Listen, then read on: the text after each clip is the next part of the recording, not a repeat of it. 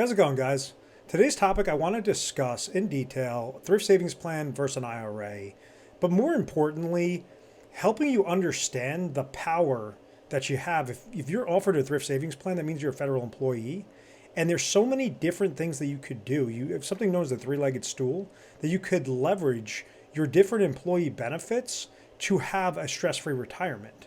So the thrift savings plan is just ultimately one of those tools, and it's just essentially an ancillary bucket that you can leverage as savings. But when it comes time you start nearing retirement, you actually hit your retirement stage, you can leverage pension income, you can leverage Social Security income, you can have ancillary dollars of income sources for maybe rental properties or other investments, and then also you could leverage the thrift savings plan account to use for whether that's income, emergency, growth-related need, and a whole slew of different things. So I'm going to give you some education along the way off of what's really important, really crucial to understand about the thrift savings plan, and then also what's really important to understand about the IRA, because when you start hitting a specific age, you could still be working for the federal government, but then take the money that you've already accumulated in your thrift savings plan and roll that over into an IRA so that now you can customize it and give you a much better stress-free retirement. So the benefits of a thrift savings plan is you're growing an extra bucket for retirement. One of the most important areas when it comes to hitting that retirement stage is a certainty, is some sort of peace of mind that if I no longer work for this employer, I'm going to be having some sort of cash flow still coming to me, and I want to make sure that my cash flow is going to be greater than or equal to my expenses. Individuals that work for the federal government have that peace of mind because they have monies that are being set aside on the back end into a pension plan.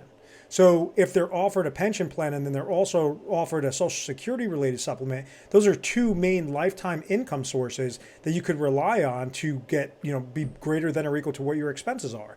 The thrift savings plan is another area, is another bucket that you could go and basically grow and leverage towards different investments, get some sort of higher rate of return. So the bucket grows by the contributions you're placing into the plan, the matching money that the federal government's giving you to say, hey, this person is staying as an employee. We want to incentivize them to stay here. So we're giving these good employee benefits, and we're going to be giving him or her a match towards a specific amount of their contributions that they're placing into this bucket.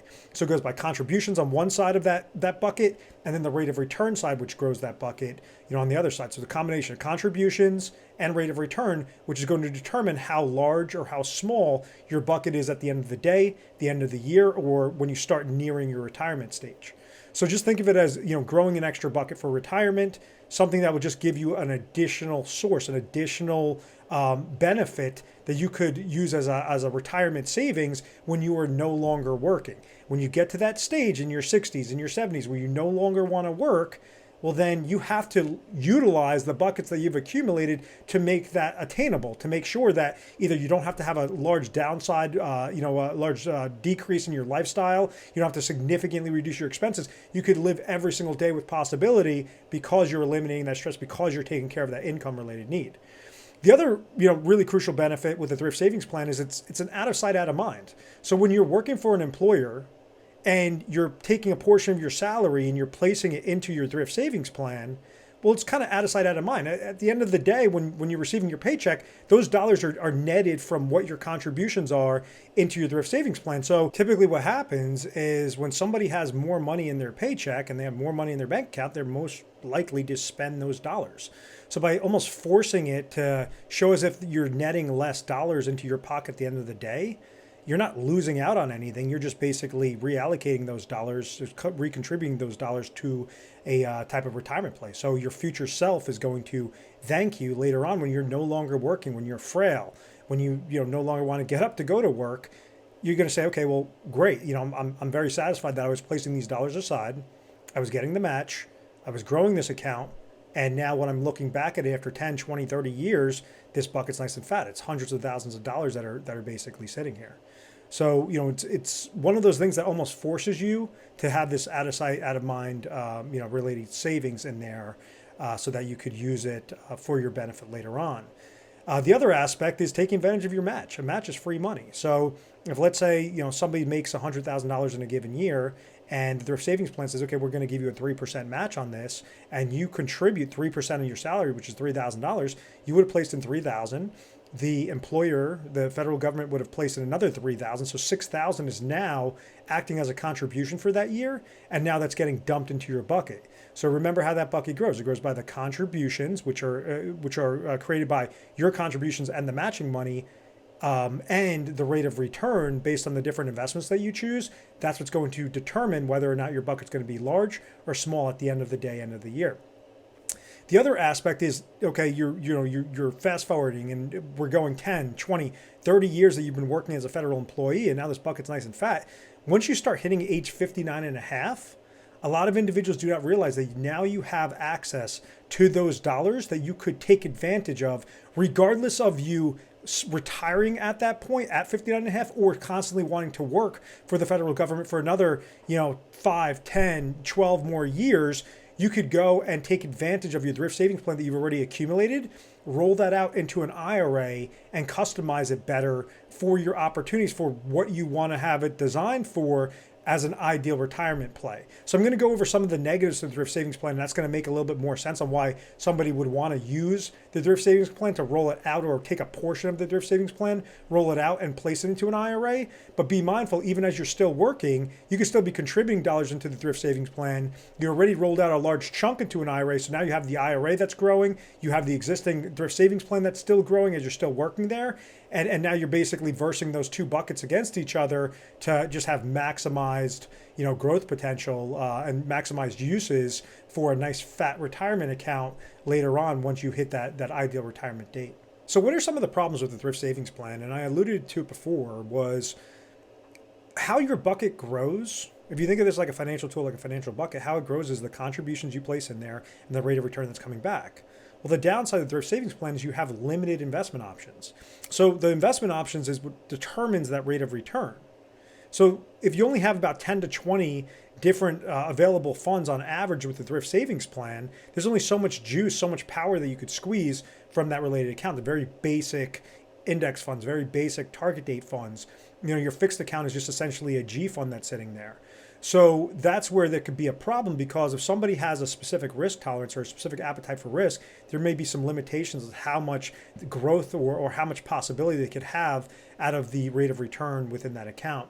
So this is where, when somebody either stops working for the federal government, that allows them to take the thrift savings plan and roll it over to an IRA. An IRA could have thousands of different customization opportunities from just a growth versus growth play. If you're comparing the growth between the thrift savings plan versus the growth on an IRA, well, you could customize it. You could have higher quality, and really mix and match it to what your ideal growth scenario is.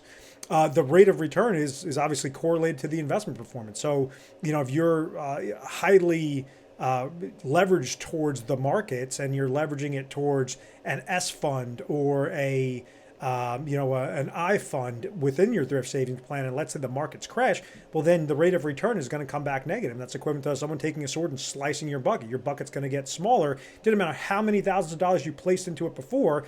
If the market goes down, it's going to be impacted if you're leveraging the market for your growth. So, some safety mechanisms aren't really on there unless you're just solely using the G fund in that example.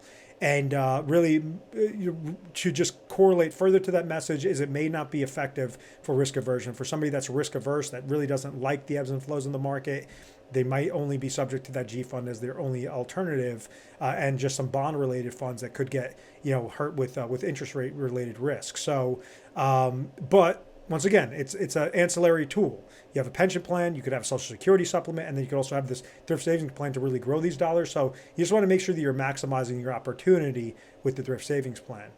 What are some of the really good uses of an IRA? Why would somebody want to take portions or all of their thrift savings plan and roll that over into one IRA or multiple IRAs? So now it's optimizing each specific retirement goal related lane. So really the most important aspects of an IRA is that it allows you to customize the goal that you're trying to accomplish, or allows you to customize your strategy far more effective and efficient than just staying in very limited investment options within the thrift savings plan. So the optimization could include maximum income and say, hey, I understand how much Social Security income I'm going to be receiving when I retire. I understand how much of my pension I'm going to be receiving when I retire. I don't have any other sources basically sitting there. And I understand that my expenses are going to be, X amount of dollars.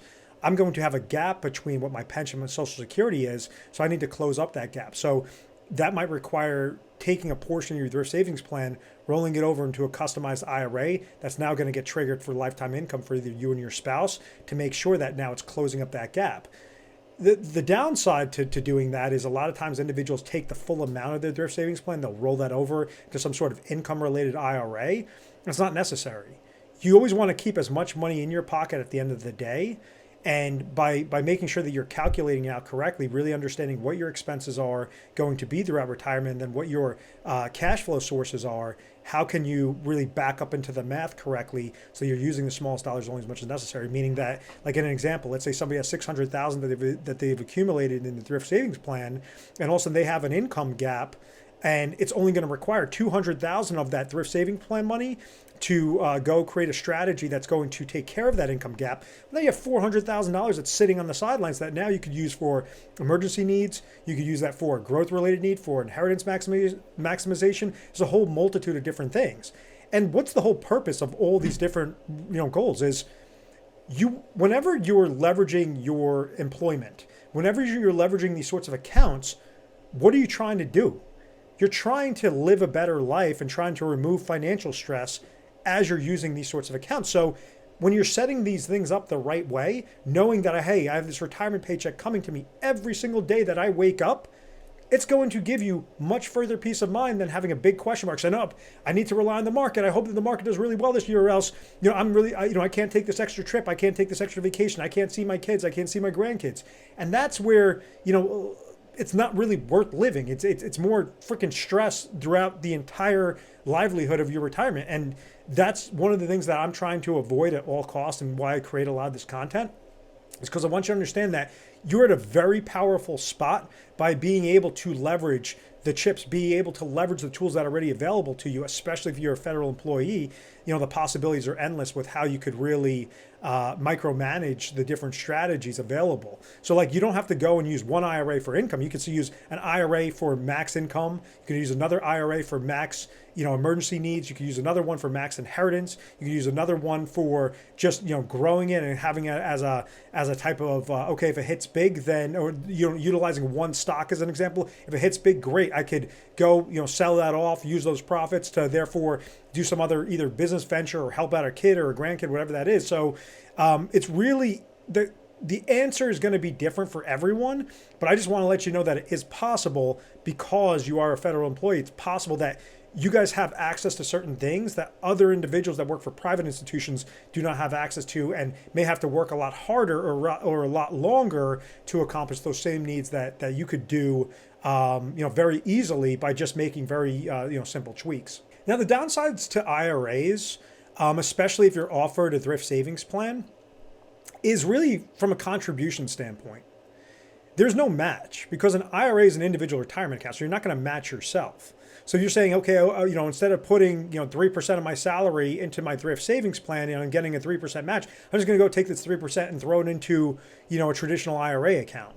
And that's going to be hurting you because with the thrift savings plan, if you're getting a match, that's free money that's going into your pocket, you're able to leverage and grow your account that much larger because of that thrift savings plan possibility.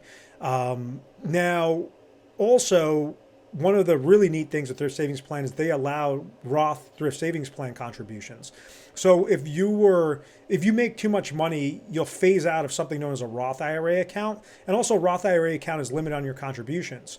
With a Roth thrift savings plan, you could be making a boatload of money. You could phase out on a traditional, Roth IRA related standpoint, but because you're working for the employer, it's going to be non-biased. You could throw thousands of dollars of higher contribution amounts into that Roth thrift savings plan and grow your monies tax-free and be able to use those monies tax-free withdrawals because you leverage the Roth thrift savings plan account.